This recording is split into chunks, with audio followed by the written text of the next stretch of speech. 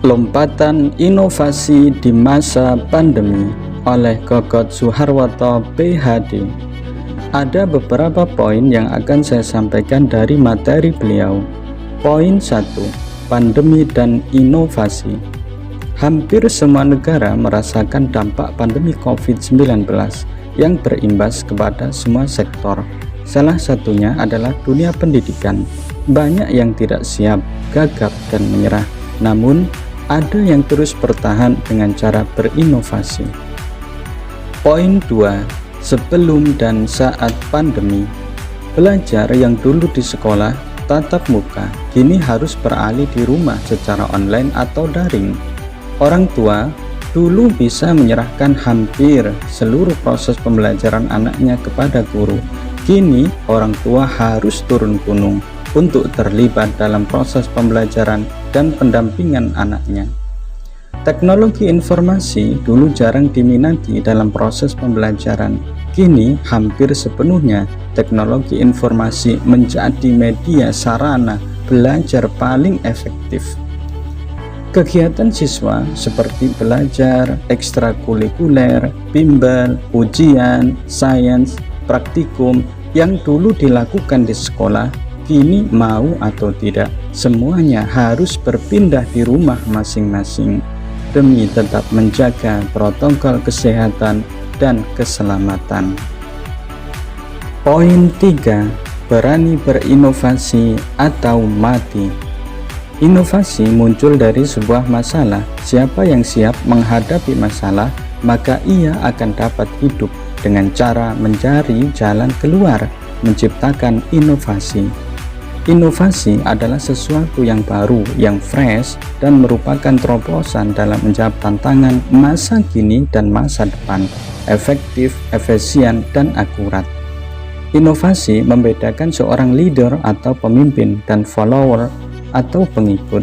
Maka sebagai pemimpin kita harus mampu menciptakan inovasi yang mampu membuat perubahan, yang membangun, yang lebih baik, dan bisa menjadi jalan keluar di setiap masalah. Poin 4, ciri-ciri inovasi. 1. Ada unsur pembaharuan, tidak terikat pola yang lama dan monoton, selalu mengevaluasi dan berbenah serta menerima ide baru yang membangun. 2.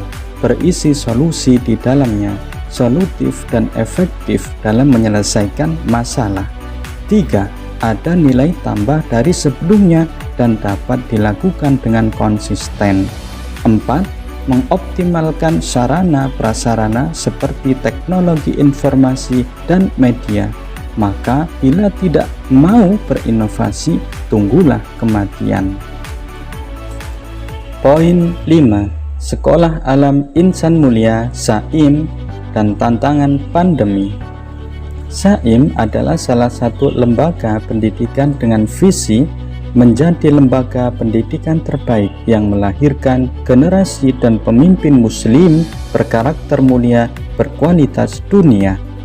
Mempunyai misi senantiasa menciptakan lingkungan belajar yang menyenangkan, kreatif, dan aplikatif dengan mempertimbangkan perkembangan dan potensi siswa, menumbuhkan penghayatan dan mengamalkan nilai Islam dan budaya bangsa, memiliki kematangan emosional, kepribadian mandiri, jujur, bertanggung jawab, serta peduli terhadap lingkungan, menumbuhkan kemampuan untuk bersaing di era global. Hal ini dilakukan agar SAIM menjadi lembaga pendidikan yang mampu menjawab tantangan zaman.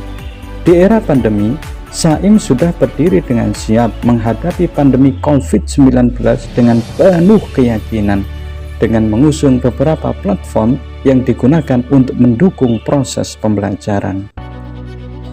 Poin 6, potensi dan motivasi. SAIM memahami bahwa setiap siswa mempunyai beragam potensi yang harus dikembangkan. Di era pandemi, proses belajar harus tetap menyenangkan meskipun daring. Potensi siswa tetap harus terfasilitasi dan motivasi belajar siswa tetap ada. Maka diperlukan 1. Freedom atau merdeka belajar. Siswa diberi kebebasan dalam belajar dan mengapresiasikan potensi mereka. Contohnya, memajang karya mereka di sosmed, media elektronik, dan lain-lain. 2. Siswa ikut berproses. Guru harus pandai memotivasi siswa dengan cara turut serta melibatkan dalam proses pembelajaran, masuk ke alam mereka dan membawanya ke alam kita. Ada umpan balik dalam belajar, tidak satu arah. 3. Memanfaatkan teknologi yang ada dan melibatkan semua indera, baik penglihatan maupun pendengaran. Semakin kompleks, semakin membekas dalam alam bawah sadar siswa. 5. Memanfaatkan platform dalam proses pembelajaran.